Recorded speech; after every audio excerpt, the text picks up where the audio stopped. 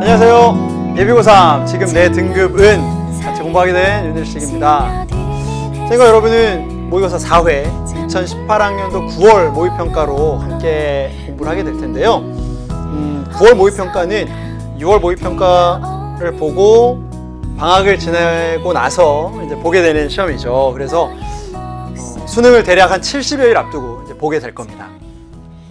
9월 모의평가는 그렇다면 어떤 의미가 있을지 선생님이 생각할 때 고3에게 9월 모의평가란 이런 의미가 있을 것 같습니다. 방학 때 공부한 것을 확인하는 시간이고요. 두 번째는 1학기에 드러났던, 내가 발견했던 약점들을 보완하는 그 시험이 될 거고요. 수능 전 보게 되는 마지막 모의평가입니다. 그러니까 모의평가 2회밖에 없죠. 6월, 9월, 그리고 수능으로 가는데 9월 모의평가가 이런 어떤 의미를 가지고 있다면 잘 봐야 되겠죠. 그리고 잘 준비해야 될 겁니다.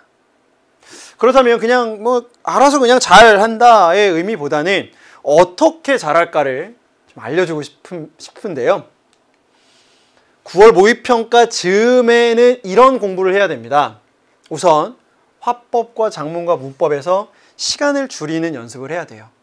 그럼 6월이나 3월이나 이럴 때는 뭘 해야 되느냐? 화법과 작문과 문법의 기초를 탄탄하게 다져야 된다는 거죠.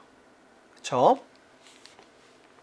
그리고 문학 작품들 같은 경우는 EBS 교재, 그러니까 수능 특강과 수능 완성에서 연계가 많이 됩니다. 문학 작품들은. 그렇다면 EBS에 나와 있는 수능 특강과 수능 완성에 나와 있는 문학 작품들은 최소한 다 보겠다라는 자세가 필요할 거고요. 9월 모의평가 이전에. 그리고 독서는 정말 고득점으로 가기 위한 높은 산이죠. 넘기 위해서 융합지문, 그죠? 융복합지문이라고 우리가 얘기를 하는데, 과학과 이번에 나왔던 논리, 이런 것들, 그죠? 그 다음에 기술과 예술, 이런 것들의 어떤 결합, 이런 것들을 잘 준비할 필요가 있습니다. 평소에, 그러니까 어느 한쪽으로 너무 치우친 사고 또는 치우친 독서, 이런 것들은 좀 안 하는 게 좋겠다라는 생각이 들고요.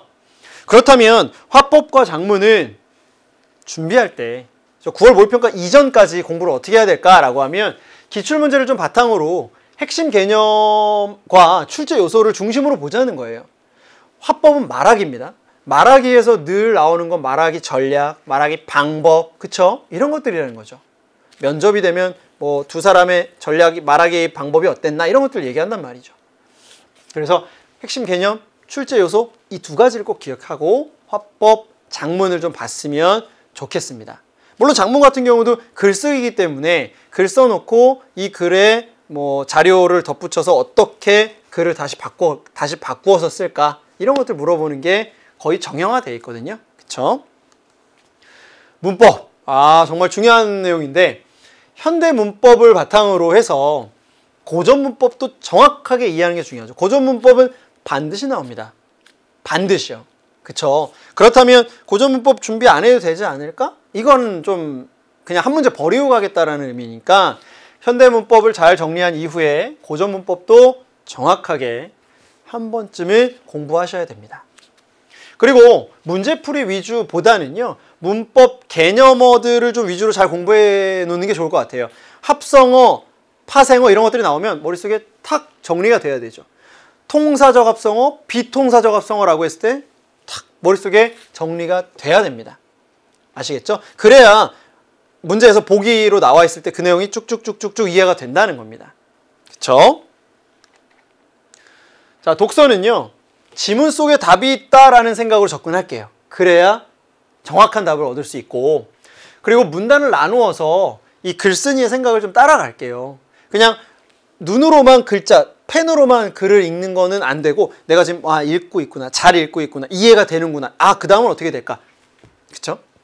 그리고 보기를 적용하는 것은 의외로 간단하게 풀리는 경우가 많습니다. 보기가 어려워진다는 건 그 안에 많은 단서들을 넣어놨다는 의미예요. 그러니까 볼륨이 크다고 해서 어려워, 못 풀겠어, 포기하지 마세요. 특히나 많은 학생들이 사칙 연산 관련된 내용이 나오는 경우에 아, 끝났네. 이런 생각을 한 경우가 있었어요. 여러분 선배들. 아닙니다. 사칙 연산이 나온다는 건 그것을 써먹어야 된다는 걸 얘기하는 거고요. 중요한 건 아주 간단한 산수 정도예요. 수학이 아니라는 거죠. 사인, 코사인 이 문제가 아니고 뭐 2분의 1, 3분의 2, 이 정도의 어떤 산수 정도만 알면 충분히 풀 수 있는 문제들이 독서 뭐랄까요? 좀 고득점으로 가는 것을 막기 위해서 나오는 문제들이었다. 확인할 수 있을 거고요.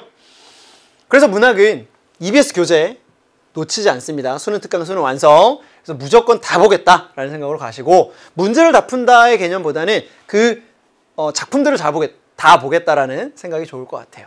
연계 교재에 실린 작품을 외우는 거 안 됩니다. 감상 방법을 몸으로 체화하세요. 아, 소설은 이렇게, 아, 시는 이렇게, 희곡은 이렇게, 이런 방법들이 있잖아요. 그리고 문제에 있는 보기가 작품 이해의 단서가 된다. 정말 중요하죠. 보기를 참고하여, 보기를 활용하여 나옵니다. 그쵸? 그래서 보기를 먼저 보고 문학 작품은 들어간다. 꼭 기억했으면 좋겠습니다. 그래서 마지막으로 선생님이 여러분들에게 주는 진심 어린 조언입니다. 첫 번째는요, 국어 영역 1교시예요. 절대 포기하지 맙시다. 1교시인데 1교시 포기하고 선생님 2, 3, 4 잘 볼게요. 좀 그렇잖아요.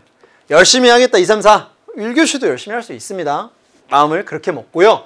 두 번째는 문제를 먼저 읽는 습관을 가져서 그 문제의 통찰력을 좀 길렀으면 좋겠어요.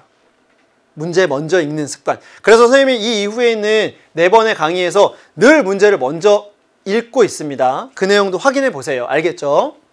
자, 순서대로 풀어야 할 이유가 없어요. 1번부터 45번이 있는데 꼭 순서대로 가야 된다? 아닙니다. 본인이 원하는 거, 내가 잘 풀 수 있는 거 빨리 골라 푸는 것도 하나의 방법이에요. 자, 시간을 줄일 수 있는 영역에서는 시간을 과감하게 줄입니다. 화법, 작문, 문법에서 줄일 수 있으면 줄이시고요. 독서 쪽에 시간을 많이 할애해야 되겠다 그러면 많이 할애하세요. 알겠죠? 문제의 끝이 긍정인지 부정인지, 적절한 건지 적절하지 않은 건지 반드시 정확하게 확인합니다. 이거 잘못 읽어서 문제 틀리면 너무너무 억울합니다. 알겠죠? 수능 시험장 가면 더 좀 마음이 급해져서 이런 실수하는 경우가 있는데 이 조언을 꼭 기억한 상태로 선생님과 다음에 있는 강의에서 만날 수 있도록 하겠습니다. 알겠죠? 선생님 또 열심히 강의 준비하고 있을 테니까 바로 강의에서 만나도록 하겠습니다. 안녕!